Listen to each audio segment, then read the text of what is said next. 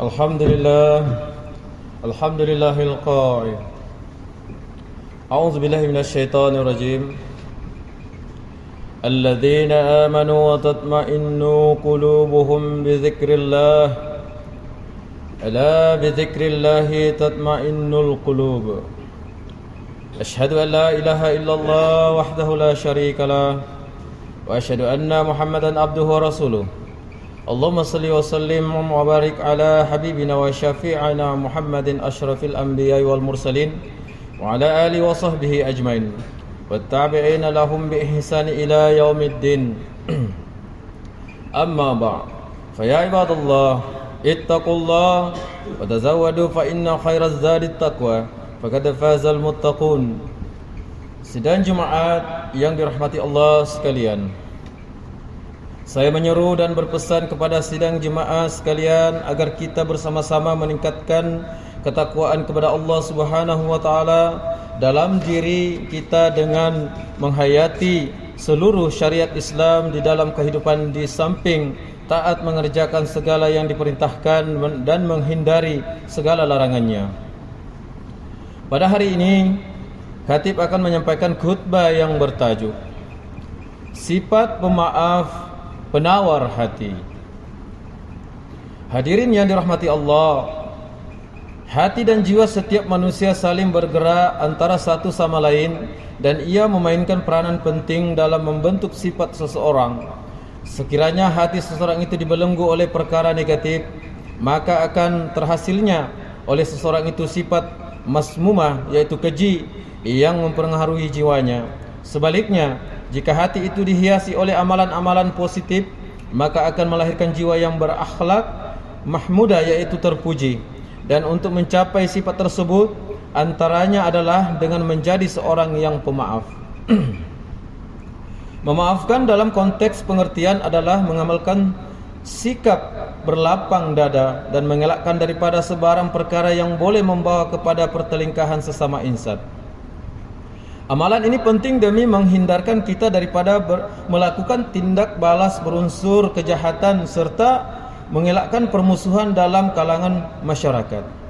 Di samping itu, seseorang yang memaafkan dapat mencerminkan sikap rahmat serta memberikan ketenangan pada diri seseorang daripada dibinasa akibat peranan atau perasaan dendam dan hasad dengki. Firman Allah dalam surah Al-A'raf ayat 199 telah menyatakan, A'udzu billahi minasyaitonir rajim. Khuzil afwa wa ammur bil urfi wa arid 'anil jahilin. Shadaqallahul azim. Yang bermaksud, terimalah apa yang mudah engkau lakukan dan suruhlah dengan perkara yang baik, serta berpalinglah, yaitu jangan dihiraukan orang-orang yang jahil, yaitu yang degil dengan kejahilannya. Hadirin yang dirahmati Allah, sebaik umat Islam kita hendaklah mencontohi sifat dan akhlak dinamakan sunnah yang disampaikan oleh diri baginda Rasulullah sallallahu alaihi wasallam dalam menjalani kehidupan seharian, yaitu dengan memupuk sifat saling bermaafan sesama insan. Malah kita digalakkan untuk mendoakan kepada mereka yang melakukan kesilapan supaya diberi hidayah dan petunjuk olehnya. Seperti mana dalam satu peristiwa yang berlaku ketika penghijrahan Rasulullah sallallahu alaihi wasallam ke Taif, di mana dakwah baginda telah ditolak dan dilempari batu oleh Bani Taghib.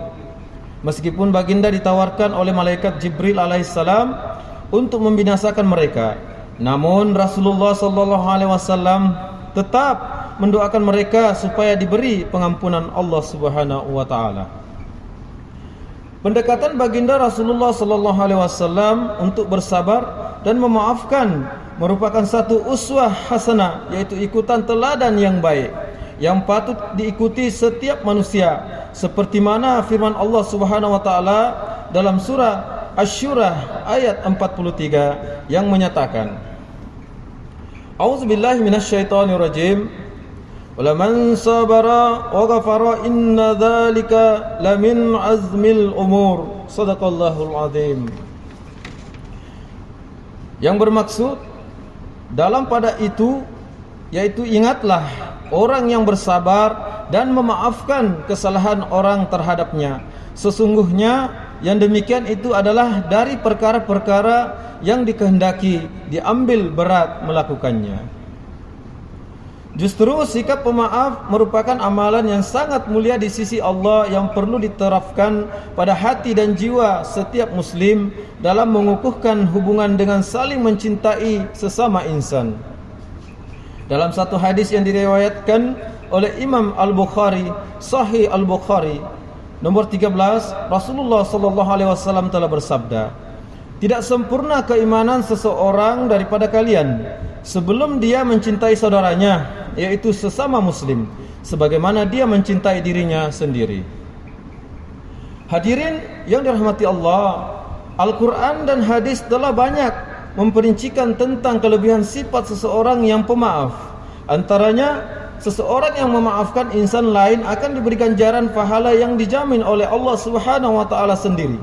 Firman Allah Subhanahu wa taala dalam surah Asy-Syura ayat 40 yang bermaksud, "Dan balasan sesuatu kejahatan adalah kejahatan yang setimpal dengannya, maka sesiapa yang memaafkan dan berbuat baik kepada orang yang menzaliminya, maka pahala dijamin oleh Allah, sesungguhnya dia tidak menyukai orang-orang yang zalim." Selain itu, Allah Subhanahu wa taala turut meninggikan darjat dan kemuliaan seseorang yang memaafkan kesalahan orang lain, seperti mana sabda Rasulullah sallallahu alaihi wasallam, "Harta tidak akan berkurangan dengan sebab sedekah, dan Allah Subhanahu wa taala tidak menambah kepada seseorang hamba dengan sebab kemaafan yang diberikan, yaitu kepada orang lain, melainkan kemuliaan dan tiada merendah diri seseorang itu, melainkan Allah Subhanahu wa taala akan mengangkatkan darjatnya." Sahih Muslim nomor 2588. Justru sebagai umat Islam, kita hendaklah memohon kemaafan kepada orang-orang yang pernah kita zalimi atau sakiti, serta membuangkan sifat sombong pada diri untuk mengakui kesilapan kita terhadap orang lain.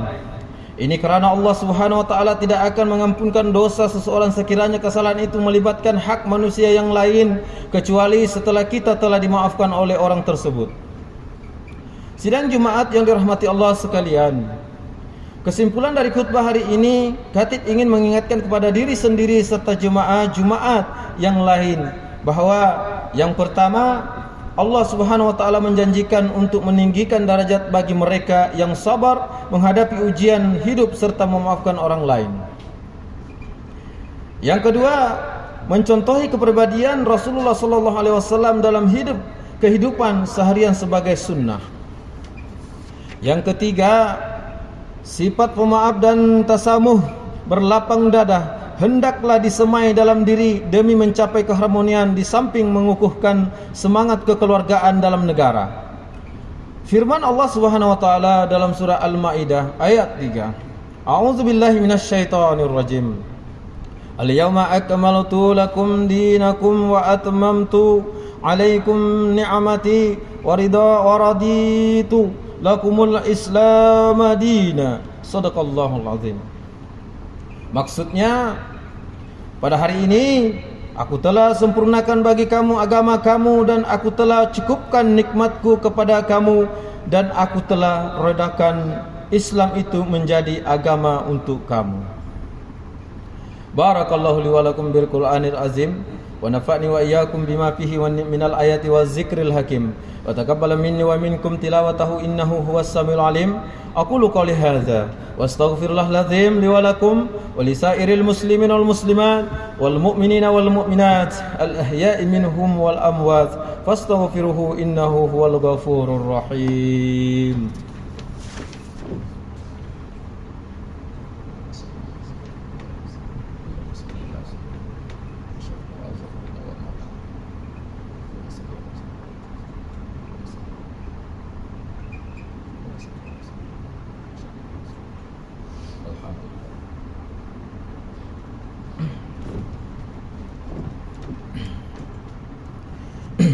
Alhamdulillah, Alhamdulillahi Rabbil Alamin, Wassalatu wassalamu ala Sayyidina Muhammadin Nabiyil Ummi wa ala alihi wa sahbihi tarihin wa man tabi'ahum bi ihsan ila yaumiddin.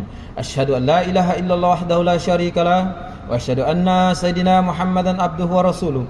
Amma ba'd. Wa ya ibadallah, ittaqullaha haqqa tuqatih wa alamu anna Allaha amarakum bi amrin azim, amarakum bis salati wa taslim ala nabiyil karim. Faqala Allah ta'ala, innallaha wa malaikatahu yusallu 'alan nabi ya ayyuhalladzina amanu sallu 'alaihi wa sallimu taslima.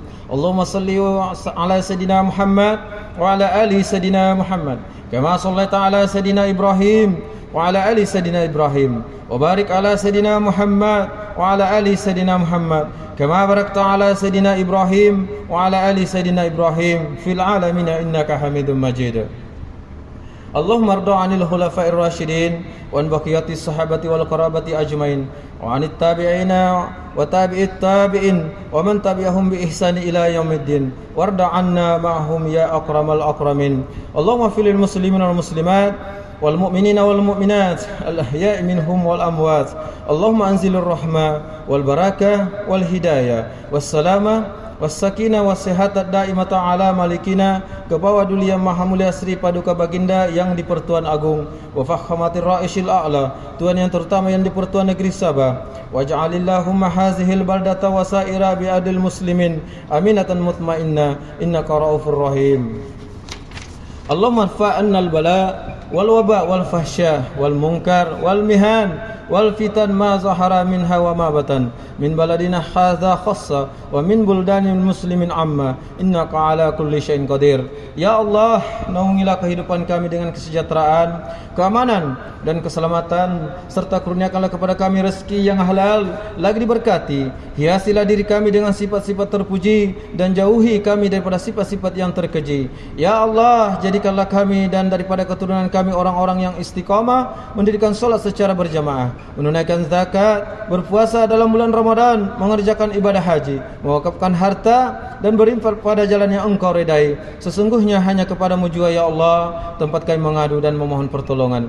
Rabbana atina fid dunya hasanah wa fil akhirati hasanatan wa qina azabannar. Ibadallah, innallaha ya'muru bi'adli wal ihsan wa ita'i dzil qurba wa yanha 'anil fahsya'i wal munkar wal baghi ya'izukum la'allakum tadhakkarun. Fazkurullahal azim yazkurkum washkuruhu 'ala ni'amihi yazidkum was'aluhu min fadli yu'tikum wa la dzikrullahu akbar wallahu ya'lamu ma tasna'un. Aqimus shalah.